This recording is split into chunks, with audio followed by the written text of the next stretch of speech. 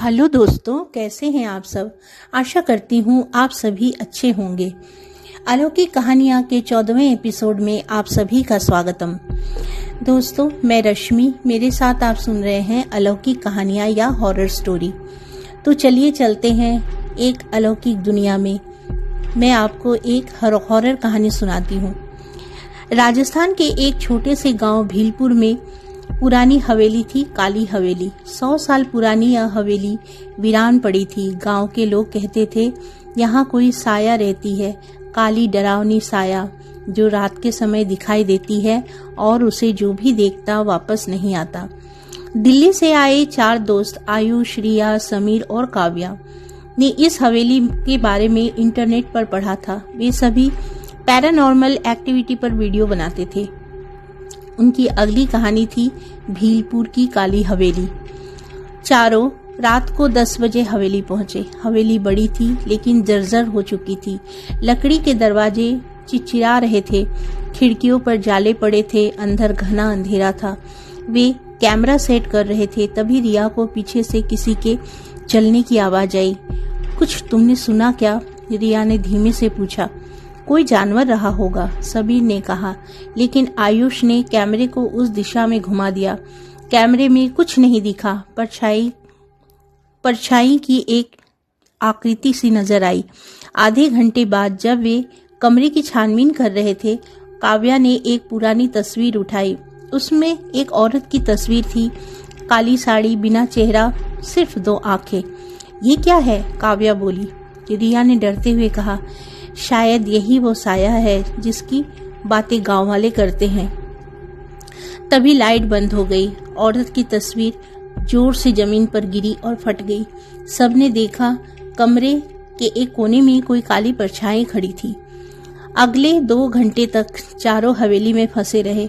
Mobile network नहीं था और हवेली के गेट पर कोई अदृश्य ताकत उन्हें बाहर जाने से रोक रही थी। हर कमरे में किसी के फुसफुसाने की आवाज आ रही थी। कौन है? आयुष चिल्लाया। जवाब में एक कंटीली आवाज सुनाई दी। तुमने इसे जगा दिया, अब कोई नहीं बचेगा। रिया कांपने लगी। तभी समीर को झटका लगा। वो जमीन पर गिर पड़ा। उसके शरीर पर खरोंचें उभरने लगी, जैसे किसी के नाखूनों की निशान।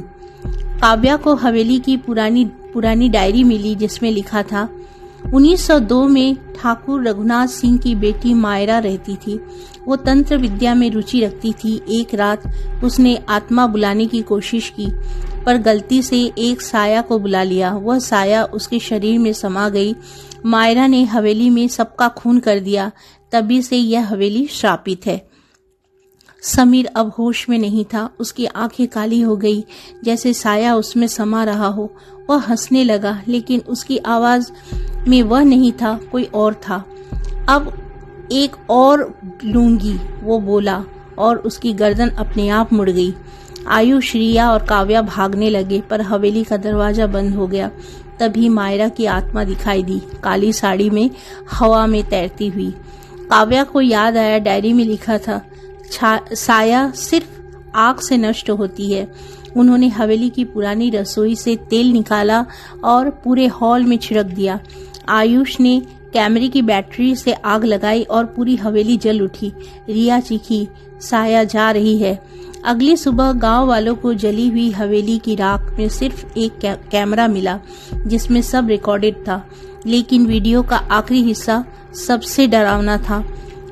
एक काली साया राख से उठती है, कैमरे की ओर देखती है और कहती है, आग से मैं नहीं मरती, मैं बस रुक जाती हूँ अगली रात तक। तो दोस्तों, ये था एक हॉरर स्टोरी। आपको कैसा लगा ये स्टोरी? प्लीज मुझे कमेंट करके बताइए। एक लाइक कीजिए और मेरे चैनल को सब्सक्राइब कर बने रहिए मेरे साथ। मैं फिर मिलूंगी ऐसी ही एक अलौकिक कहानी के साथ। तब तक अपना ख्याल रखिए। नमस्ते।